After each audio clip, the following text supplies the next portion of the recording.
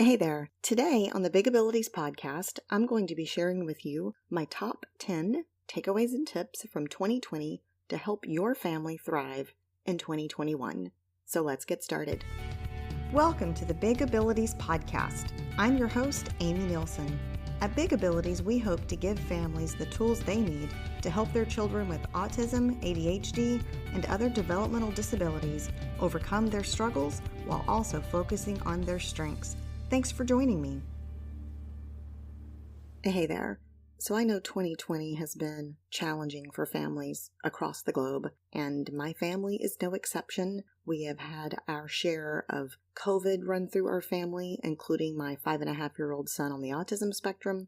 We have suffered from medical challenges, loss, disruptions in our routines, and it's been hard. But there have been some takeaways that I think can make things a little easier for us all in 2021. So the first tip, I know this is probably not going to be a fan favorite, but the first tip is a program to teach your child to be able to tolerate wearing a face mask because, especially in the early part of the year, this is still going to be required in a lot of locations. And a lot of our children with exceptional needs really struggle with this, sensory sensitivities, and for a host of other reasons. So early on in the pandemic, I asked my son's behavior center if they could help him learn to tolerate wearing a face mask. And they created an amazing program. It's very simple to implement. It can be done in your home. And so I'm going to attach a blog post and a link to a podcast episode. If your child is still struggling wearing a face mask, then this program is definitely something that you should check out. And that may help your family just be able to go places in 2021 that maybe you couldn't go to in 2020 because that was a challenge for your child. My second tip from 2020 is I joined a nonprofit organization called Collaborative Corner for Exceptional Children, and the number of services that this organization provides to families of children with special needs, or as we like to call them, exceptional needs, is just amazing. At Collaborative Corner, there is a team of specialists that cover a wide variety of topics that families can email and get questions answered. We have some new services rolling out in 2021. And so I joined the organization when the founder was my son's special education advocate. And I'm going to link all of the information about Collaborative Corner in the show notes. And one of the services that we added in 2020 was a parent support group. And this is the first Friday of every month. Actually, in January, it will be the second Friday. But it is a Zoom parent meetup, and it's been really beneficial to all of the parents that have joined, including myself. Sometimes we have special guests on. So if you would like to join our Zoom parent meetup, I will have a place in the show notes that there is a link you'll be able to click. Send me your email, and I will send you the Zoom invite. We'd love to have you. Now, speaking of Collaborative Corner, that brings me to tip 3, which is hire an IEP advocate for your child. If you have a child in public school and they have an IEP, you really need an advocate. That is how I ended up joining Collaborative Corner. As I said, the founder was my son's special education advocate. I will never not have an advocate again. The amount of support that I received through her was so much more than just having someone represent my child and make sure that their needs were met in their IEP. But it just took the burden off of me of feeling like I had to know everything that she knew. And we offer special education advocacy at Collaborative Corner, but just search your area. And if you can find a special education advocate in your area, that would be great. But we also do offer our services across the country. It really is something that your child will benefit from greatly, is to make sure that their IEP is accurate and correct, and they receive all of the services that they need for their education to be as successful as possible. The fourth tip from 2020 is Wendy Valenti of Designing Interiors for Autism. I met Wendy about a month ago, and I was blown away by what she does. I did have an episode where I interviewed her, and I'll link that in the show notes as well, but the needs of our children, and not just simply with autism, but with sensory processing disorder, ADHD, their needs extend beyond just what they need in school, beyond what they just need as far as therapy goes. Thinking about your home environment, because where your child is most of the time needs to be designed specifically with their individual needs in mind. So Wendy is just a wealth of knowledge when it comes to that. I will link her website and her Facebook group in the show notes. The Facebook group is fantastic. There's lots of free support and help in there. You can also hire Wendy if you need more one-on-one help with designing your child's room or anything in your home, any area in your home, just making it more sensory friendly and specific to your child's needs. My fifth tip, and this is just something really simple, but it is important. If your child has a digital device, number one, purchase protection on that device. We had an issue where my son threw his iPad, not even really on purpose, and it broke. That is pretty devastating. So get protection on those digital devices. Number two, put a good case on it.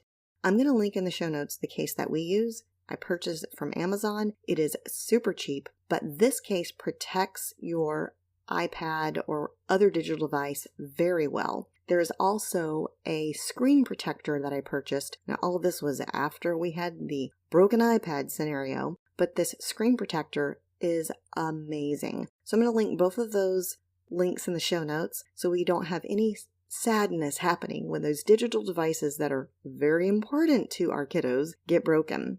And that brings me to number 6, 2 apps for those digital devices. I'm going to be sharing a couple of podcast episodes of an interview I did with the founder of both Autism and Speech Blubs in the next couple of months. Autism is an app designed specifically for children on the autism spectrum, and it even includes a feature where if the child is nonverbal or struggles with verbal communication, they can use the app to communicate, like an augmented communication device. So it's a great program, and Speech Blubs is designed specifically to help children with building their verbal skills. Both of these apps use cutting-edge technology, and I highly encourage you to check them out because I know we all want to provide our children with quality apps designed specifically for their individual needs. So check out Autism and Speech Blubs, and I will link them both in the show notes. Number 7 is a tip that I never realized how valuable it would be, and that is consider hiring an in-home hairstylist for your child. So the salon that I used to take my son to shut down during COVID, and the hairstylist that he had been using for the last couple of years began an in-home service. And this has been fantastic because if you have a child with exceptional needs and they struggle with sensory sensitivities, things like haircuts can be so overwhelming to them. And if you have to take them to a salon to have the haircut done, that even makes it more challenging. It took us years to get our son to the point where he could tolerate a haircut. And even then, taking him into the salon is sensory overload. So I was so excited when his hairstylist started offering an in-home service, and her name is Karis. I will link all her information in the show notes. If you are in the Orlando area, consider contacting Karis to come to your home to take care of your child's hairstyle needs. So that is a simple tip, but something that's made a huge impact in our family. Number 8 is make your home safe. Now, I know this seems pretty obvious that, you've probably already done that, but there are probably areas of your home that could be safer for your child. And especially now that we're home a lot more, this is even more important. And there are 2 resources that I'm going to share with you. One is Bob at Child Senior Safety. I have used Bob's services multiple times because my son is on the autism spectrum and also has severe ADHD. Keeping him safe is so important. He is prone to eloping. He doesn't recognize the signs of danger or understand things that could hurt him. So as most children get older, the safety gates and baby latches come down, but for a child on the autism spectrum, oftentimes as they get older, we have to fortify our homes even more. So Bob, if you're local to the Orlando area, can come to your home and give you a free consult of what areas you might need to add some protection to. Things such as bolting furniture to the walls or putting up pool gates, or one of his services is banister railings if you have, say, an open loft. If you're not in the Orlando area, he can do a free remote consult with you over FaceTime and let you know what areas of your home he could help you make more safe for your child. Another resource is called the Big Red Safety Box. That is from the National Autism Association. That is a free resource that they will send to you that includes things such as stop signs to put around your home, say on a door, to remind your child not to go outside without your permission or to open it. They provide in that box free door alarms that are just battery operated, so they don't require any advanced security system. Just a simple battery, and it attaches to the door to alert you if your child has opened a door. There is a great safety guide in there full of tons of valuable resources. So I will link the information about that and a review video that I did that will give you more detail in the show notes. Number 9 is something that I started in 2020 and will be finished with it in the early part of 2021, sometime in the spring, and that is a course called It Takes a Village, Get Your Hands Dirty and Build Yours from the Ground Up. It is based off of a book that I wrote, and the course will help you build a support system around yourself and your entire family, so your entire family can thrive and your child will be able to achieve their optimal level of success. Now, it's really hard to build a support system when you can't be with other people a lot, and that has made things a lot harder for a lot of families. So this course will focus on not only building your support system through digital formats, but also once we are able to be together, how that can look for you as far as building a support system. And we're going to walk through several areas. Number 1 is self-care. Number 2 is going to be how to create an environment that is conducive to your family thriving. Number 3 is going to be the support that you can receive from your family and how that may need to change, or your outlook on that may need to change. Number 4 is how your friends fit into your support system, both within the special needs community and outside the special needs community.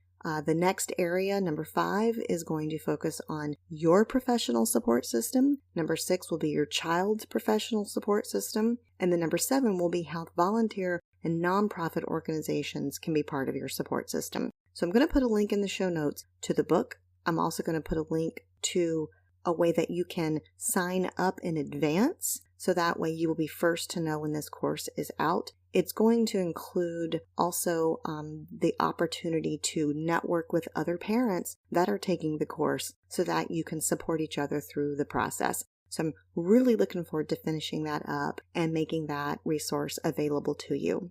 And number 10, and my top tip, and I had to learn this myself, and that is to let go of expectations. Live in the moment. Accept your child for who they are today, and don't put expectations on where they will be later. Now, I mentioned earlier that I hired the founder of Collaborative Corner, Jessica Barisano, as my son's special education advocate when we expected that he would be going to school. Well, that changed. We ended up deciding not to put him in kindergarten in 2020, but to just let him have another year of therapy and to keep things consistent for him. And I was really excited for him to go to school because he got into an amazing autism charter school. Now, he is going to be attending that school at some point, probably in 2021, but I realized that even though I want to see him thrive and grow and reach new milestones, it may not be the best thing at this moment for him, and that's okay. When people used to ask me, do you think he's going to go to school with neurotypical peers? Do you think he'll be in a general education classroom? Do you think he's going to go to college? I used to think about those questions myself, and the answers that I told myself were sometimes confusing. I used to ask myself those types of questions all the time, but now I don't. And yes, I hope that he is able to do all those things, but really it doesn't matter. I want him to be his best self, whatever that means, and I'm not going to place expectations on what that's going to look like for his future. I'm going to help him in this moment be his best self, and whatever that looks like tomorrow, or next week, or next year, or even 5 years, we'll deal with it. But if he never goes to school with neurotypical peers, if he never is in a general education classroom, that really doesn't matter to me anymore. And that is something that in 2020, I think I really began to grasp and be okay with, because it is okay. When you have a child with exceptional needs, they're going to have an exceptional future, and that's going to look different than maybe you originally anticipated, and it's okay. So going into 2021, do yourself and your child a favor and let go of those expectations and just love and accept them for where they are and give them the best they need today to be their best selves. So I hope these tips that hit a wide variety of topics give you some ideas in helping to make 2021 the best it can be for your family. Thank you very much for being part of the Big Abilities community. Please subscribe to this podcast, and if you don't already, follow me on Instagram and Facebook. I also have a private Big Abilities Facebook group. I'd love to have you join me over there, and if there's any way that I can be of any support to you or your family, please let me know. Have a great rest of your year and an amazing 2021. Thank you very much for listening. Have a great rest of your day. Thank you for listening today to the Big Abilities Podcast. I hope you learned something, and remember, you got this.